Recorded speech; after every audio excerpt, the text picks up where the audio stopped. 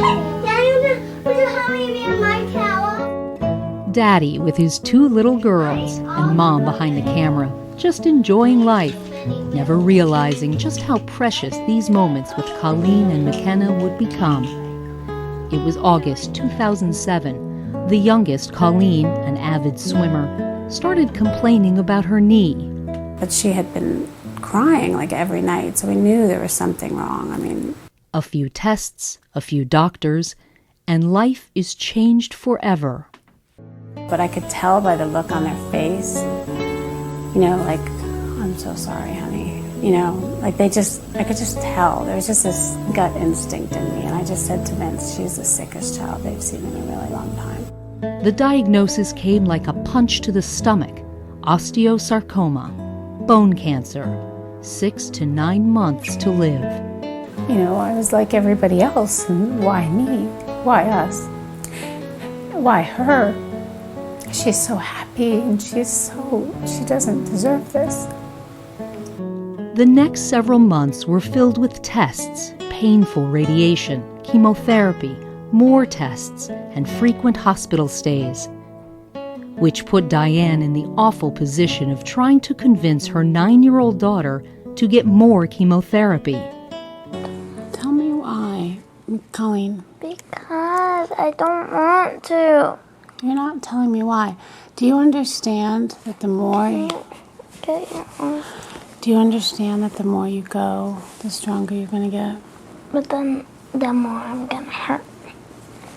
Colleen did get stronger. Her hair started growing back, and everyone dyed their hair pink to celebrate. Diane was realizing how times like these made all the difference in Colleen's short life. It was the emotional support she found at one hospital, but not another. The child life specialist brought her a port and a sock monkey, and they operated on the sock monkey, and they showed her how they were going to put her a port in her chest. At a time when Colleen was in too much pain to be hugged, too depressed to share feelings, the emotional support became invaluable. Imagine trying to comfort and love and be that parent that you want to be so bad and try to make things all better in these situations, and you can't.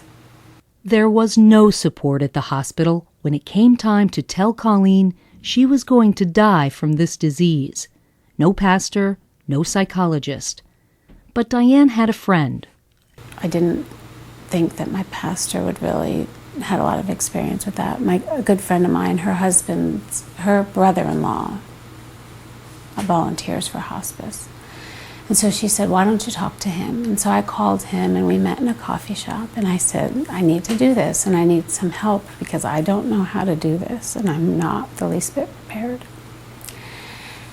And so it was really wonderful because he told me, this is what she's going to ask and this is what you should tell her, and this is, he really prepared me. And he gave me the exact words to say, and it was really, really great. Diane and Vince were as prepared as they could be. It was time. When you go there, you'll be out of pain and you'll be able to just run and breathe and everything will be gone and you'll be so happy. And she said, but I'll have to wait a really long time for you. And it was so wonderful that he had prepared me that way. And he said, and I said, no, that's really the magical thing about heaven, is that it's like you get on a bus and you get off the bus and guess what? We're on the bus right behind you.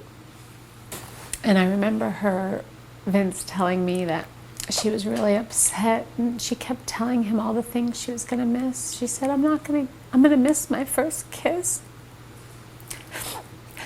And I'm going to miss going to the prom.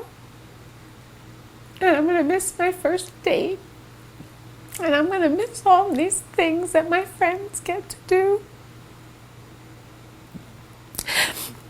And she said, I want you to call Mommy right now. And so he called me, and he put her on the phone with me. And I said, "What?" And she said, "I want my cell phone now." That phone really was like a neat thing in our life, because she would text me, "I love you," and things like that. Diane cherished those texts from her daughter for 2 more weeks. Then Colleen died quietly on June 9th, 2008. But where Colleen's story ends, hope for other children begins, as Diane commits herself to striving for more.